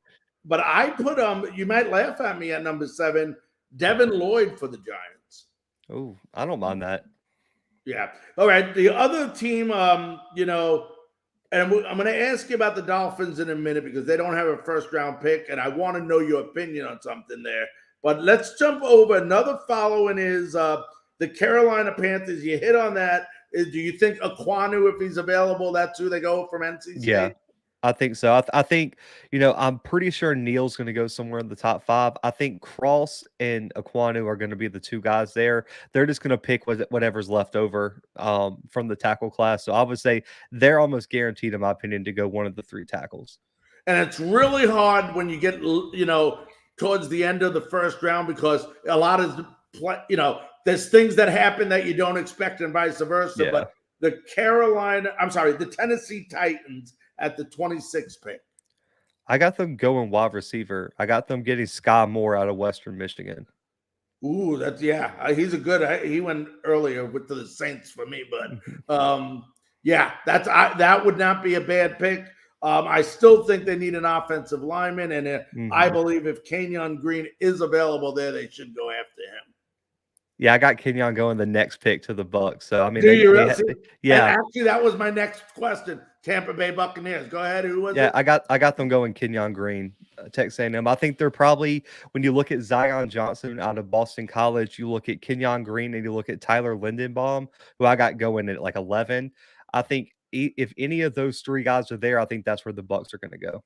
Now, I want to talk about, and there's a reason. There's a couple of teams, I think, in the NFL. I know the Dolphins are one of them that don't have a first-round pick. If you're one of those teams and you need help, when, no disrespect, but the Dolphins need help, it's obvious. I mean, you're in a division where now Buffalo is really good. New England is getting solid. The Jets have 2 picks in the top 10, and they got like 11 picks. So they're going to solidify a little bit. If you're the Dolphins, do you need to make a trade or something? What do you do if you're a team that needs a lot like the Dolphins and you don't have a number 1 pick? I mean, I think they just pretty much sold out on this year. They're going to go the Rams route where they're just going to trade picks for players. I mean, they had, I believe it was pick 29, and they ended up trading that for Tyreek Hill. And so I don't. Well, that was a good move, but yeah. So I don't think we were getting anyone at 29. That was going to be worth what Tyreek Hill is. Right. And then our second round pick went in a deal last year. So the Dolphins have 2 first round picks next year and have like 2 or 3 second round picks. So like they backloaded their picks to the future. So what they did this year is they're saying so what the Dolphins did is they sold out on weapons. They went out and got Raheem Mostert. They went out and got Tyreek Hill. They got Jalen Waddle last year. They signed Mike Gesicki back. They signed some offensive linemen. So what they're doing is they're saying, listen, Tua, we're loading the cupboard for you. Now it's time to go ball out. And and the reason I think they were able to trade their draft picks last year is because they nailed their picks last year. Javon Holland in the second round was a steal for the Dolphins. I mean, he was one of the best rookie safeties in the NFL out of Oregon. And so when you hit on picks like that, it gives you some flexibility. So they got 2 first round picks next year. They got a bunch of different picks. I believe they got the Patriots 4th next year because they traded Devontae Parker too. They have a lot of picks backloaded. So I don't foresee the Dolphins trading up. They loaded up in free agency. They were one of the top spenders. They got picks next year. They said, listen, we want to load up on picks next year because if Tua doesn't work this year, we're shipping them and we're going to go get somebody next year in a loaded draft. So you agree with me that it's do or die this year for Tua? Yeah. Oh, if the Dolphins don't make the playoffs this year, or on the flip side, Tua has a bad year and has to get benched or whatever, because they signed Bridgewater as the backup, I believe, if I'm not mistaken, or someone like that. That's some starting experience. They aren't giving Tua any room. If he doesn't succeed this year, the new head coach, who's an offensive guy, is going to go sell out to try to get one of the quarterbacks next year. And I think the quarterback class next year is going to be like 6-7 guys deep, in my opinion. Yeah. Last question. I'm going to let you run here. I understand in Carolina, Sam Darnold, the Carolina Panthers are not winning. So for Sam Darnold, it's a very important year.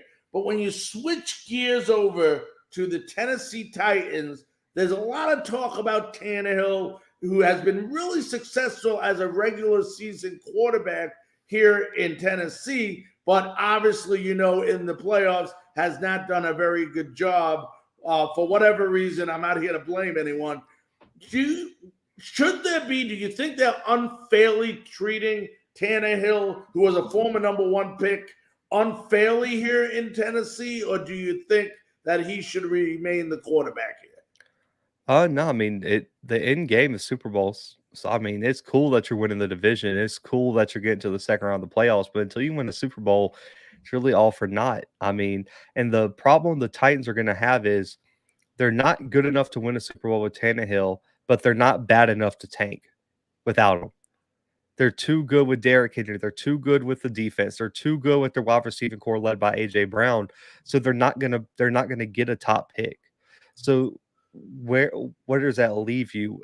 They're kind of in the position the Saints were left when Breeze retired. The roster was too loaded to tank, but now you're stuck, kind of in quarterback purgatory right now because you're going to be picking in between 12 and like 18 every year because that's just how good the roster is. So Tennessee's in a weird place, man. But I think within the next year or two, they're going to have to decide because that roster is going to get up in age, and we know windows for Super Bowls are only 1 to 3 years, Yep. it's going to close very, very fast for Tennessee if they don't make a move soon. All right, my friend. Well, listen, it's always a pleasure having you on the show. As you know, I want to thank you very, very much. I know we kept you a while tonight, 50 minutes here. I mean, we could have went all night probably if we wanted to. But thanks so very, very much for joining us tonight on the 2022 NFL Extravaganza. We appreciate it. Hey, thank you, man. Can't wait to be back on. Have a good one. All right, my friend. Stay safe and enjoy tomorrow night. Will do, man. All right, that was Zach McKinnell, host of the Blue Buds and co-host of Frankly Speaking Sports College Football Tuesday. We're going to go ahead. We're going to take a break, and we are probably about 5 minutes away from having Terry McCormick, Titans beat writer since 1997. We'll be back, folks, right after this message from our local sponsors. 13 Daggers Tattoo Studio is looking for a new tattoo artist. Must be established with a strong portfolio and good work ethic. Stop by today at 13 Daggers across from Patriot Park on Fort Campbell Boulevard. Clarksville's ultimate tattoo studio. Tattoos, touch-ups, and consultations. See the artist's work online at 13daggerstattoo.com and get the custom experience you want with killer ink. Book today and get pricked by a pro. 13 Daggers Tattoo Studio. Rockin' hard on the boulevard. Here at Tobacco Road Sports Radio, we ask the tough questions. Hey, you got any left-handed footballs? We're never afraid to tell you how we feel. Come on, we look like the damn bad news bears. We'll debate sports.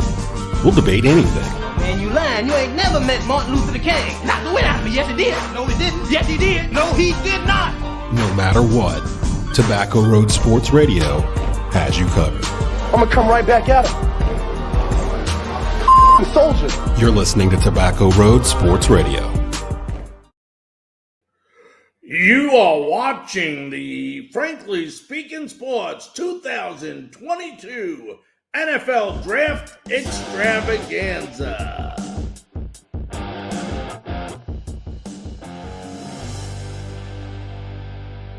Ladies and gentlemen, welcome back to Frankly Speaking Sports. I'm your host, Larry Franken. What an incredible show we've had so far leading up to tomorrow's draft. Want to thank everyone that's on all the different platforms tonight. Roku TV showing us live tonight on the Northeast Streaming Sports Network, Facebook, Twitter, LinkedIn, Spotify, iHeartRadio, Tobacco Road Sports Radio, SportsWire Radio, and much, much more. Also want to welcome all the Tennessee Titan fans here tonight. And believe me, Titans fans, we are not going to disappoint, as it is my great honor, thrill, and pleasure to introduce Terry McCormick, Titans beat writer since 1997, and he's the publisher of TitanInsider.com. Terry, how you doing tonight, sir? I'm good. How are you? Oh, I'm fired up for this draft. Please let me know that it's going to be good news for me tomorrow.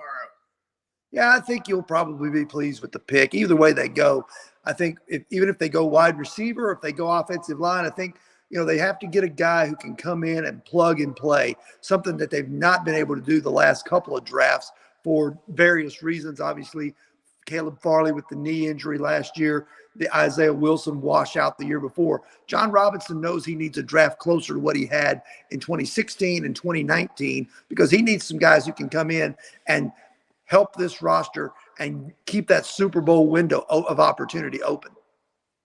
Before we get to the draft, I want to ask you, and I want you to update us as much information as you know. The big news around the Titans, organization has been A.J. Brown. What's the latest we're hearing on A.J. Brown? And in your opinion, will A.J. Brown be a Titan next year? Absolutely. I think he will be. I mean, here's the thing. Lots of Titans fans they take to Twitter or Instagram and Snapchat and those sorts of things because they want to know what these guys are doing in their lives, especially during the off season, when things are kind of boring and they're waiting around for the NFL training camps to open back up at the end of July. A.J. Brown is a young, energetic guy. He's got time on his hands. He's got money in his pocket. So he does his thing on social media. And I think the fans kind of get overreactive to that a lot of times. If you look at the Titans' history with the players that they really, really want to keep, Derrick Henry, Kevin Byard, Taylor Lewan, all those guys, as they were coming up and it was time to give them a contract extension, all those guys got their deal done in the early days of training camp. I wouldn't expect A.J. Brown to be any different. Now, a lot of people are putting a lot of emphasis on that 26 pick. I'm a firm believer, no if, and, or buts, that they go after an offensive lineman. But a lot of people are talking wide receiver. My question to you that I want to throw out you, Terry, you've covered this team a long time. It's no secret that this is a run-centric team around Derrick Henry. When you have Derrick Henry, you should be a run-centric team. Why are they putting so much emphasis when you got A.J. Brown, who you and I are both confident is going to stay with them? They got Robert Woods. They got Ekine.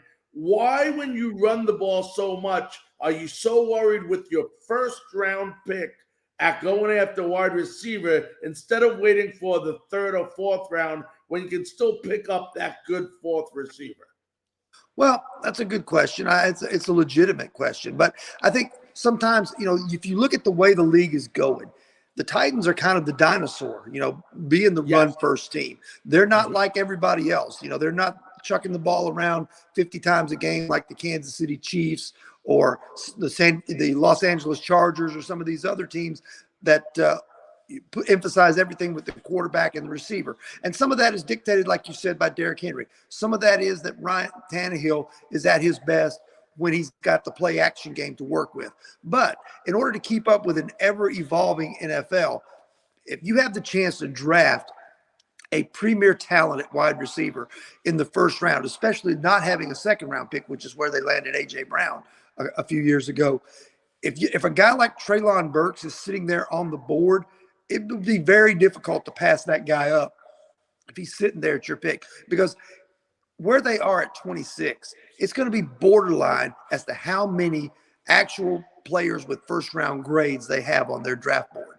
So if you're sitting there and let's say they have 22 players graded as first-round picks on their board, which is about average for an NFL draft, 22 to 25. Okay, if you're sitting there at 26 and there's two guys left that are first-round talents in your mind, even though you might have an offensive line need, if there's not a first-round tackle there or not a first-round guard there, they're going to be better off taking that first-round talent that's a wide receiver or even an edge rusher in the long run, because you don't want to pass up a better player just to fill a need. And I think that some of the stuff that they've been doing in the offseason, they've got to figure out what Dylan Radins is. Is he a right tackle? Is he a left guard? Is he a backup? Hopefully, for their sake, he's not a backup. But you've got to figure out what he is and then address the other position. I think this year's draft is deep enough in the offensive line that you can address that in the third round. Or if you trade out of pick 26, you can address that with the second-round pick that you pick up. Ryan Tannehill. You got a lot of people bashing Ryan Tannehill because of obviously the playoffs last year is a big part of that. What is your assessment of Ryan Tannehill, and can they win with Ryan Tannehill? I mean, it is no secret that Ryan Tannehill has to be better than he has been in the past two playoff games that he's played in, against the Ravens in 2020 and last year in that opening round loss or the divisional round loss against the Bengals. He cannot put the ball in harm's way. In fairness to Ryan Tannehill, this is a team that didn't have Derrick Henry. This is a team that could not pass protect, and this is a team that was missing A.J. Brown for a portion of the year, missing Julio Jones in and out of the lineup. At times, the best wide receiver option he had was Nick Westbrook-Akina. Let's be honest with ourselves here. Nick Westbrook-Akina is a fine player. He's a number 4 receiver, number 3 at best. When that's your best wide receiver option because of the injuries, then your quarterback is behind the 8 ball. Ryan Tannehill is what he is. He's not Patrick Mahomes. He's not going to take some, 5th-round receiver out of a Division II school that made the team in camp and make him look like an all-pro. But if he has enough weapons around him and everything is going right and the defense is playing well alongside him, you can win with Ryan Tannehill, and you can win in the postseason. And remember, Terry, this is a quarterback that got sacked 48 times last year. Absolutely. So I mean, it don't matter who you have; they got to protect him as well, like you said. But it'd be a lot easier if you had some weapons, definitely, to go along with it. Is there anybody that you can think of, Terry, in the first round that they may take that will surprise the heck out of maybe even you and me? Well, I guess if they went for a different position, maybe something not a position of need, if they drafted another pass rusher, or if there was a cornerback sitting there that they really like. Now, granted, cornerback is kind of a need, given that we don't know the status of Caleb Farley and how he's going to come back physically from that knee injury. And remember, he hadn't played a whole lot of football the previous couple of years because of COVID and because of back surgery. So he's still a question mark in my mind. It wouldn't totally surprise me if they went corner in round one, but it would kind of surprise me because I think they have bigger needs. You mentioned a little bit about a trade. Why or if should they trade that first round pick? I think, as I said before, if there's not enough guys on their board with a first round grade when they get to 26, if there's not enough difference in the 26th pick that's there and the 36th pick that's there, why wouldn't you trade down, pick up an extra pick or two, and select somebody, one, that you don't have to pay as much, and two, somebody, grab a couple of extra picks to address some other needs? I think the best case scenario for the Titans, if they want to trade out, is this. And I know some people have talked about the Titans taking a quarterback at 26. What they need is for the quarterback run not to be in the top half of the draft, because I don't think it's going to be. But if it starts somewhere around 15 or 16 and lasts into the 20s and into the end of the round, then somebody that's needy, that's quarterback needy, like the Carolina Panthers, might come up and jump up back into the first round and take that pick from the Titans, get a quarterback, and give the Titans their second round pick plus some other picks. Yep, makes a lot of sense. We're talking to Terry McCormick, Titans beat writer. Ryan Tannehill or Mike Vrabel? Who has more pressure on him this year to win? Oh, no doubt it's Tannehill. I think Vrabel is in a good position. Coach of the year last year, going through 91 players on the roster. I think Mike Vrabel, for what he accomplished with such a piecemeal roster last year, certainly gets a pass in my book, and I think in a lot of people's books. Now, if they go and they have another early playoff flameout, or if they don't even make the postseason because they've allowed the Colts to win the division or something, then Mike Vrabel might be on the hot seat in 2023. But I definitely think that Ryan Tannehill, especially if they surround him with some additional weapons and they can protect him better this year, he's on the spot to produce. Absolutely. Later rounds, let's say they don't trade, everything stays as is. Later rounds, what do you go after? Well, that's where you go after guys who can help you on special teams, inside linebackers. You go after developmental offensive linemen, guys who have some versatility, that can play center, that can play guard, and guys who can develop for a year, maybe either on the practice squad or inactive a lot of times. You want to get guys who show you something in picks the 5th round through the 7th round, guys who have a special trait. Maybe it's a speed wide receiver, but maybe his route running needs a little work. Maybe it's a corner who's got length and size, but maybe doesn't run a 4.3, that sort of thing. You're looking for guys that have a special trait or two and hoping that special trait and their work ethic will turn them into a player. Terry, what's your assessment of the current defense that the Titans have? I think it's pretty solid. It really came on last year. As long as Jeffrey Simmons stays healthy, he's a game wrecker in the middle of the line.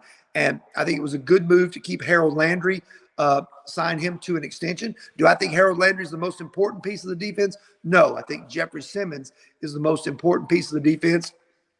And I think Danico Autry might be the second most important piece of that defense. But I do think that when you've got guys like Harold Landry, Bud Dupree, who should be better a year later, removed from that injury. You've got Kevin Byard. You've got Christian Fulton, who came on and had a good year last year. Now, you do need a little depth in certain areas, but I believe that the starting 11 of this defense, in 10 out of 11 spots, you're pretty solid. The only question mark is what can you get from Caleb Farley in year 2 coming off an injury? They're in a division that isn't or hasn't been really strong. Jacksonville, of course, Houston, they're both in disarray, need a lot of work. But Indianapolis seems to, little by little, getting better. Do you think Indianapolis is a team to worry about or not yet? I think so. I mean, I guess some of it's going to depend on what Matt Ryan does for them. I happen to think that Matt Ryan's in a good situation if they'll surround him with a couple of extra receivers. I think, Pittman is a solid receiver. I think T.Y. Hilton still has a little bit left in the tank. He's not what he was 4 or 5 years ago, but I think he can still help you. I think they're going to miss Jack Doyle having retired at tight end. Obviously, Jonathan Taylor's a good player. They've got a good offensive line. If Matt Ryan can give them what Phillip Rivers gave them, then I think they'll be a contender. If he gives them what Carson Wentz gave them, they could be in trouble. This 2022 Tennessee Titan team, Terry, how far do they have to go? I mean, obviously you want them to win the Super Bowl. That's a goal every year. But in order for people to stop questioning this team in the playoffs, do they have to get to the Super Bowl to shut their critics up? Some of them, yeah. I think they have to win a playoff game. Whether they're in the wild card round or whether they're in the divisional round, they can't go one and done again. They've got to win a playoff game to silence the critics. Then once you do that, then everything else is, kind of up for grabs. If you can get into the divisional round, anything can happen, as we saw last year with the Bengals. So I think if you're the Titans, you just have to win a playoff game to kind of get that monkey off your back of the last couple of years. Before I let you run, Terry, and I want to thank you very much once again for joining us. If there's one thing that worries you about this draft tomorrow, what would it be? That's a pretty good question. Hadn't really thought about that a lot. I think you don't want to get into a situation where you're having to draft for need and you're going with lesser players than maybe what you want to do. So that is a little bit of a concern for the Titans. I think at 26, they need to get the best player available and then find a place for that guy on the field and not worry about whether or not it meets an immediate need. All right, my friend. Listen, know you had a busy night. I know you're going to have another busy night tomorrow. I want to thank you very, very much for taking time out of your busy schedule to join us on Frankly Speaking Sports. No problem. Thanks for having me. All right. Be safe, my friend. All right. That was Terry McCormick, beat reporter, writer for the Tennessee Titans. Let's go ahead and take a break. We'll be back right after these messages.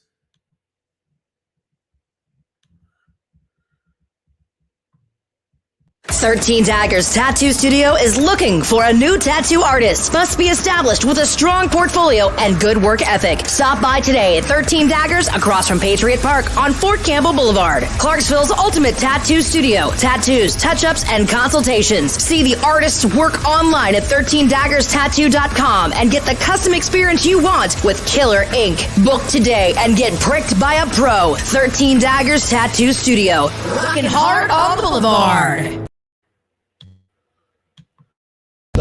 Father Time is undefeated. It's going to hit Tom Brady eventually, too. It might be this year. Hopefully it's this year. And Matt LaFleur went to both of them and said, hey, remember that play you drew up on notebook paper on Thursday? Yeah, run it now. Like, that's the thing that's kind of tripping me up here. We've been clowning Kyrie Irving and his behavior for the past 5 years. I feel like I just got a point, like on a show or something. 3, 2, 1, Kernersville, you've got state champions coming back home. The East Forsyth Eagles have just won Class 4A state championship. On the line with NASCAR superstar Bubba Wallace. Bubba, what type of music are you listening to right now? Do you listen to anything particular to get you hyped before a race? I'm in like the heavy metal stuff, like the screamo stuff, the stuff you can't understand. That's right up my alley. Tie game at 41. Murph takes the snap. Fade. Right corner of the end zone for Timmons. He bobbled it and then honed it in the right corner of the end zone. Terrell Timmons Jr. TobaccoRoadSportsRadio.com, your home.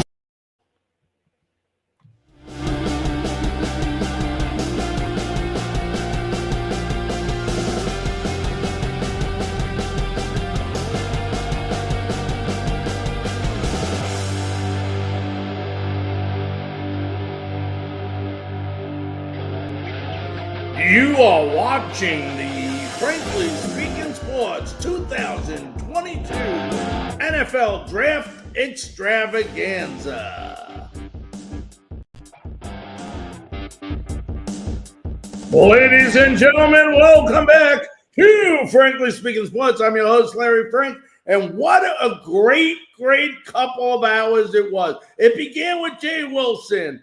In the middle, we had Zach McKinnell, and we ended it up with Terry McCormick, the Titans beat writer.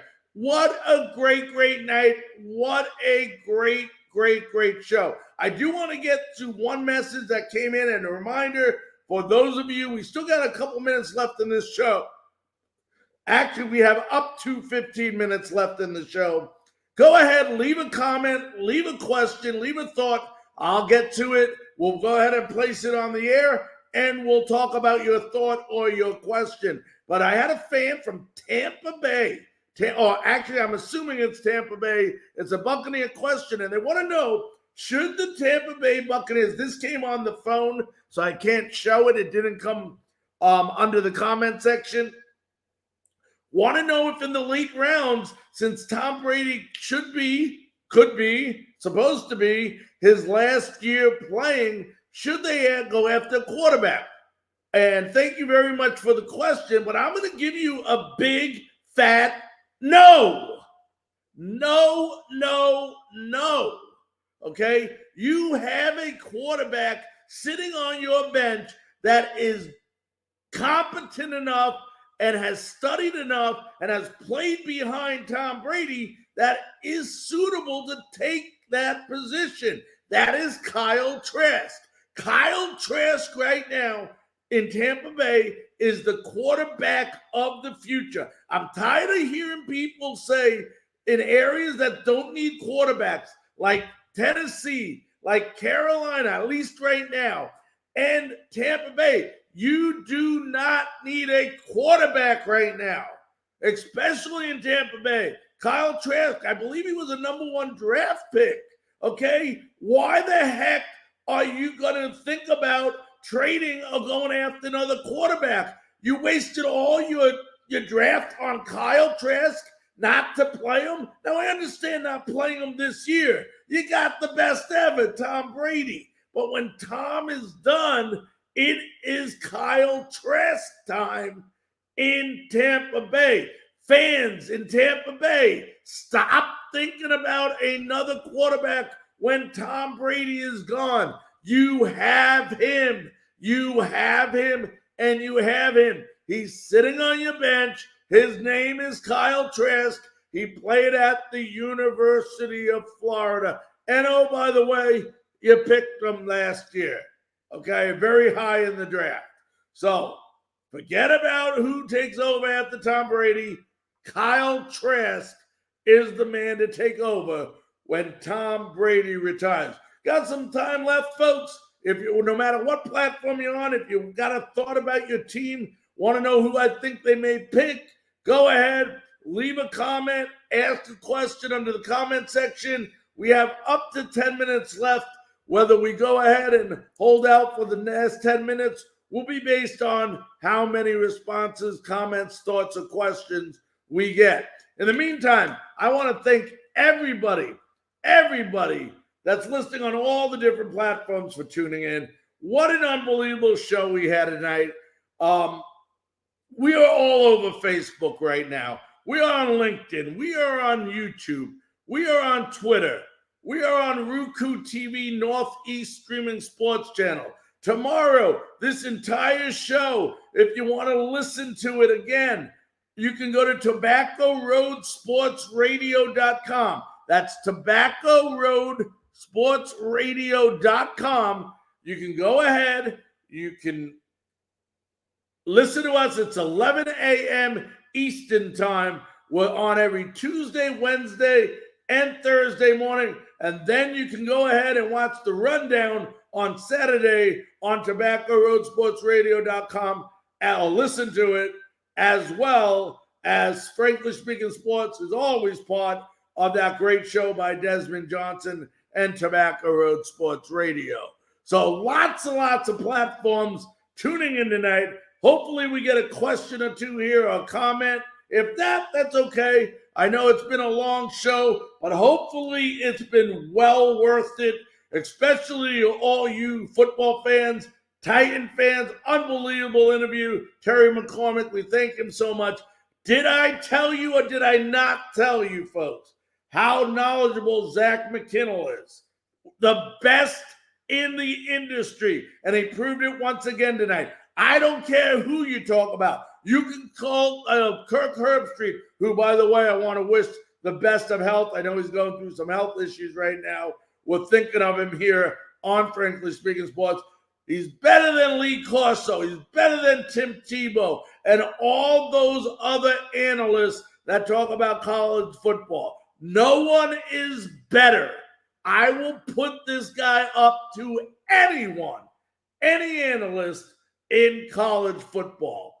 Okay, and you folks know I say what I mean. Then we started the show off with the great Jay Wilson, the director of personnel for Beyond Sports Network, and he gave us a lot of insight on stuff besides the draft as far as what leads up to it, how they analyze people, the mental aspect of an individual, as well as the physical aspect. Just a terrific, terrific interview with Jay. We want to thank him as well. But, you know, it was a great show, folks.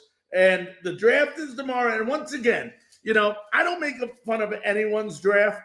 I do not make fun of anyone's draft because it is a mock draft. We do this, you know, we're not professional draft. We don't know who inside that room, what they're thinking before, the pressure that's on them as the clock is winding down. They got so much time. You know, usually the first couple picks, they go in rhythm because people know what to expect. But after that, it's open territory, folks, and so many unpredictable things are going on. I made my picks. I put them on Frankly Speaking Sports for you. I'm going to go ahead and run down my first 5 picks. Actually, we'll do the first 6 picks. I also will give the Tampa Bay Buccaneer pick, and I will give the Tennessee Titan pick. But my first pick by the Jaguars is edge rusher Aiden Hutchinson.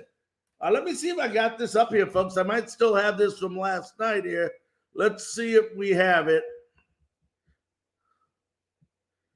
I might. Let's see if I can put that up there. There we go. I don't know how well you can see it, but there are picks. So let's see if it'll. All right. Aiden Hutchinson is first, the edge rusher out of Michigan. Number 2, I think Detroit needs a safety first, more than anything. And I know Zach had some hesitation, and he gave some unbelievable reasons on Kyle Hamilton that I necessarily didn't think of, but I went with Kyle Hamilton. Then the Texans, who need everything. They need somebody that can play the corner position. I went with Derek Stingley Jr. 4th, the Jets. If this work out, the Jets are very lucky. They get Kayvon Thibodeau out of Oregon. And then number 5, Evan Neal. What a job he'll do for the Giants if they're able to get him to protect Daniel Jones. Now, number 6, I have Ikem Ekwonu from North Carolina State going to the Carolina Panthers. So, unbelievable there. And I'll let you guys look at these picks for a minute. We jumped down to the 26th pick. Terry said you go after the best guy that's available. I do not disagree with him at all. But at the end of the day, I believe if Kenyon Green, the guard from Texas A&M, is available, you have to go after him to protect Ryan Tannehill. You know, everybody talks about wide receivers. They talk about, you know, you need a receiver. You need a receiver. You know what? It doesn't matter. If you cannot protect for your quarterback, then he's not going to get time to throw to those receivers. Number 2, if Derrick Henry is your main back, which he is, and he's going to run the ball a good percentage of the time, you got to be able to run block for him. Get that offensive lineman. Then the Tampa Bay Buccaneers. I have them picking 27th. I believe the Tampa Bay Buccaneers' weakness is the yardage they allow on defense in the passing game. I've seen quarterbacks the last 2 or 3 years just go up and down the field, passing the ball successfully on the Tampa Bay Buccaneers. They need a shutdown cornerback, and that's why I have them going for Khalil Elam, the quarterback out of Florida. That's all. I have other picks, folks, but those are my picks. The teams I know we cover a lot of here. So those are my picks there. As I look to see if there's any comments here, let's go ahead and see if anybody left a comment. I don't see any comments left. The only comment we had was, of course, from the Buccaneer fan, and hopefully we answered that question. Well, folks, we are not scheduled to be on tomorrow, and we will not be on tomorrow. Next time we'll be back with you will be Monday night. So on Monday night, we'll talk about whatever's happening in the world of sports, and we will recap the NFL draft and, of course, the Carolina Panthers, Tennessee Titans draft as well, and whatever other draft people want us to talk about. But on behalf of all of us here on Frankly Speaking Sports, we hope you enjoyed our 2022 NFL football extravaganza here. Everybody be safe. Enjoy the draft. I hope your team gets who you want them to get. And Tennessee, please pick an offensive lineman. Carolina, please pick an offensive lineman. You see a theme here, folks, don't you? On behalf of all of us here at Frankly Speaking Sports, thank you so very much for tuning in. Until next time, have a good night and enjoy the draft.